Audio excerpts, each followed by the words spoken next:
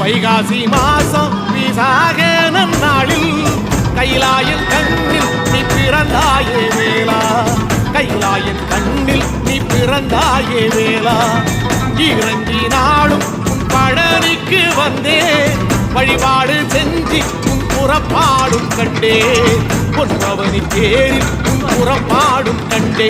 நடராசன் மகராசா உன் வீடு வந்தேனே, வெளியான பாலாலே அபிஷேகம் கண்டேனே.